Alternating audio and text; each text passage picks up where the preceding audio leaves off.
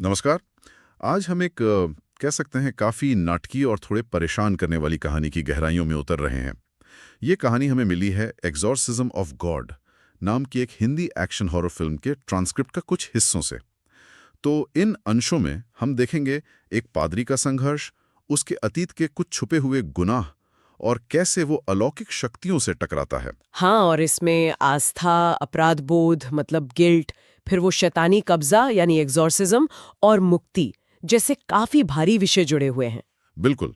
हमारा इरादा यही है कि इन हिस्सों में जो कहानी है, जो किरदार हैं, उनके मुश्किल सफ़र को परत दर परत खोलकर समझें। हाँ, देखते हैं कि ये स्रोत हमें क्या बताते हैं। तो चलिए शुरू करते हैं।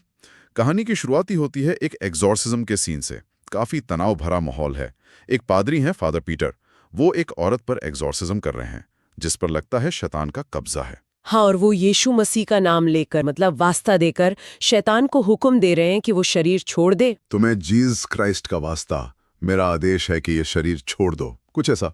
लेकिन दिलचस्प बात यह है कि शैतान, जिसका नाम यहाँ बेलबैन बताया गया है, वो फौरन हार नहीं मानता। वो चुनौती देता है, मजाक सा उड़ाता है, कहता है ये शरीर तब छूटेगा जब मेरी मर्जी की बजेगी। हाँ, मतलब अपनी मर्जी से। हाँ, यहीं से पता चल जाता है कि ये लड़ाई कोई आसान नहीं होने वाली। बिल्कुल, संघर्ष की तीव्रता शुरू से ही दिख जाती है। और तभी एंट्री होती है एक दूसरे पादरी की, फादर माइकल।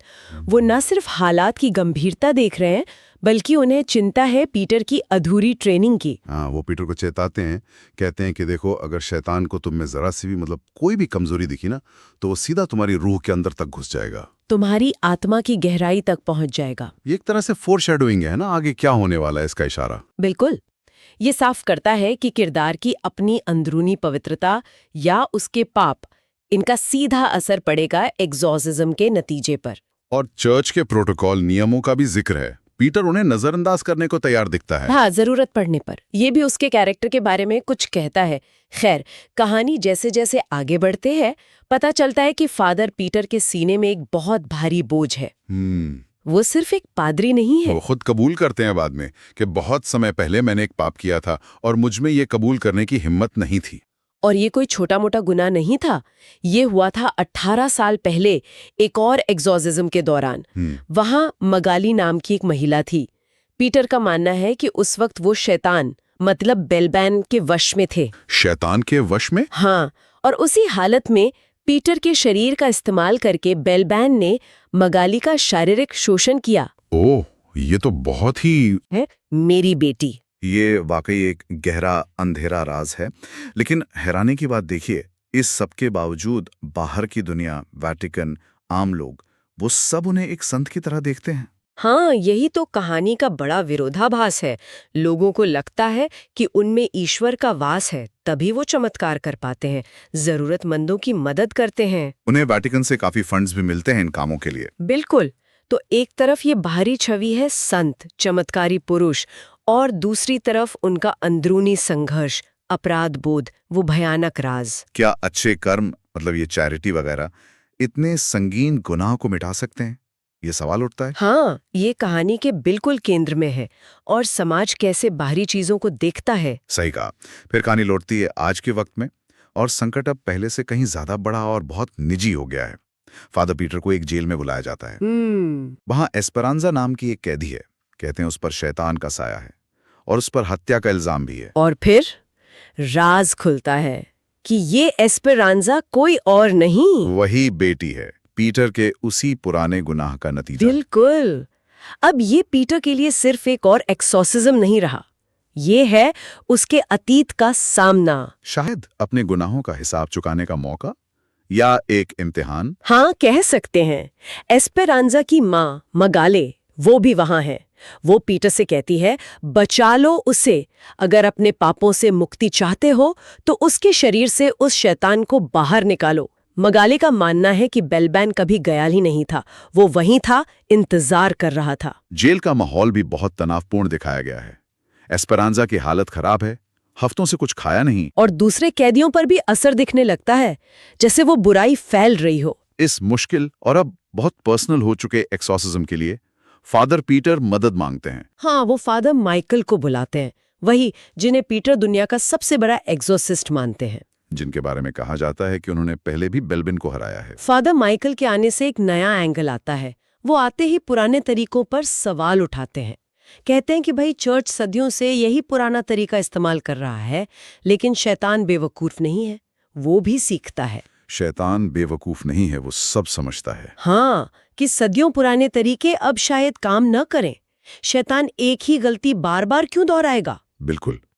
और वो पीटर को एक नई, ज्यादा आक्रामक, शायद ज्यादा खतरनाक रणनीति अपनाने को कहते हैं। वो कहते हैं कि पीटर को ये सोचना छोड़ना होगा कि ईश्वर उसके साथ है, और ये यकीन करना होगा कि वो खुद ईश्वर है। सोचिए जरा, एक पादरी के लिए ये सोचना, ये तो धर्म के खिलाफ जाने जैसा है। हाँ, बहुत ही अपरंपरागत बात है ये। और वो तरीके भी ऐसे अपनाते हैं, जैसे जेल के कमरे को पवित्र जल से पूरी तरह सील कर देते हैं, क्यों? ताकि बेल्बन एक शरीर छोड़कर किसी दूसरे में न जा सके, उसे वहीं फंसाने के लिए। ये उनकी नई रणनीति का हिस्सा है। अब कहानी पहुंचती है अपने क्लाइमैक्स पर, अंतिम टकराव। एग्जॉर्सिज्म शुरू होता है। और बेल्बिन, वो शैतान, वो पीटर के सबसे गहरे डर और अपराध बोध से खेलता है। हाँ, वो सबके सामने पीटर का राज खोल देता है, एस्पेरांजा के बारे में उसे ताने मारता है। इसी बीच फादर माइकल पीटर को एक बहुत जरूरी चेतावनी देते हैं, उससे कभी कोई सौदा मत करना, क्योंकि अगर किया तो यकीनन वही जीतेगा। शैतान से डील मतलब हार। लेकिन तभी एक और जबरदस्त ट्विस्ट आता है। हाँ, एक ऐसा खुलासा जो सब कुछ बदल देता है। फादर माइकल वो खुद कबूल करते हैं। क्या? वो कहते हैं कि बेल्बिन झूठ नहीं बोल रहा था।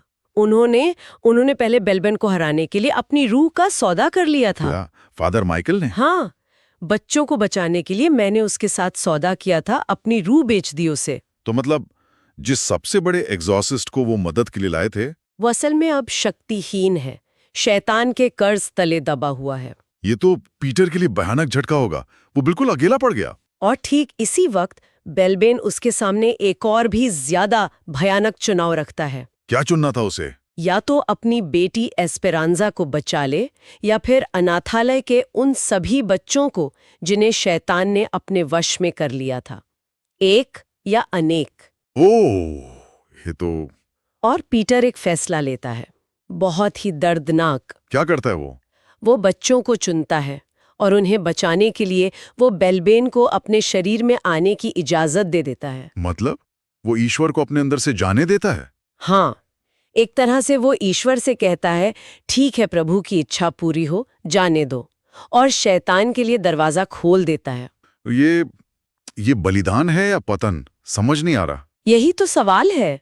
दूसरों को बचाने के लिए खुद को शैतान के हवाले करना, ईश्वर को त्यागना, ये बहुत पेचीदा है। कहानी के आखिर में क्या होता है? एस्पेरांजा और बच्चे वो बच जाते हैं। सतह पर लगता है सब ठीक हो गया। और पीटर? दुनिया फादर पीटर को हीरो मानती है, एक संत, असली संत। खबरें छपती हैं कि कैसे उन्होंने बीमार बच्चों को ठीक कर दिया। उसे वेटिकन में भी एक बड़ा पद मिल जाता है, स्पिरिचुअल काउंसलर। हाँ, बाहर से सब बहुत अच्छा लगता है, लेकिन पर्दे के पीछे की हकीकत वो बहुत डरावनी है। क्या मतलब? मतलब ये कि पीटर ने असल में ईश्वर को छोड़ दिया है। वो अब बेल्बिन के असर में है, उसके कब्जे में, भले ही दुनिया ये न जानती हो। उसने अपनी आत्मा का सौदा कर लिया बच्चों के लिए। बिल्कुल। और आखिरी सीन में बेल्बिन की एक लाइन है, शैतान को ईश्वर की गद्दी की जरूरत नहीं, उन्हें तो धरती पर राज करना है। ये बहुत अशुभ संकेत देता है। तो कहानी एक बहुत ही उलझे हुए नोट पर खत्म होती है, जहां हीरो की जीत असल में शायद एक गहरी हार है। हाँ, और जिसे दुनिया संत समझ रही है, वो अंदर से शायद टूट चुका है या बदल चुका है। तो एक्सोर्सिज्म ऑफ गॉड के इन ट्रांसक्रिप्ट अंशों से हमने फादर पीटर की एक कहानी देखी, एक पादरी जो आस्था, गुनाह, अपराध बोध और आखिर में एक भयानक बलिदान के भंवर में फंसा है। उसका सफर दिखाता है कि कैसे अतीत के कर्म आज को शक्ल देते हैं और कैसे बाहरी छवि अंदर के सच्चाई से बिल्कुल अलग हो सकती है। बिल्कुल, ये कहानी आत्मधोखे पर, उस गिल्ट के बोझ पर और मुक्ति की क्या कीमत हो सकती है, इस पर सोचने को मजबूर करती है। क्या नेक इरादों से किए गए बुरे काम माफी के लायक है? क्या सबसे बड़ा बलिदान ईश्वर को ही छोड़ देना हो सकता है दूसरों के लिए? फादर माइकल का हश्र भी हमें दिखाता है कि शैतान से सौदा करके कोई जीत नहीं सकता आखिर में। सही कहा। और ये स्रोत हमें आखिर में इस सवाल के साथ छोड़ जाते हैं, तब क्या होता है जब दुनिया किसी को संत मानती है, पूछती है, लेकिन अंदर ही अंदर वो शख्स एक अंधेरा समझौता कर चुका होता है? क्या सच्ची पवित्रता सिर्फ बाहरी कामों में है, चमत्कारों में, दान पुण्य में, या उसका ताल्लुक रूह की अंदरूनी हालत से है, ईश्वर से उसके रिश्ते से है?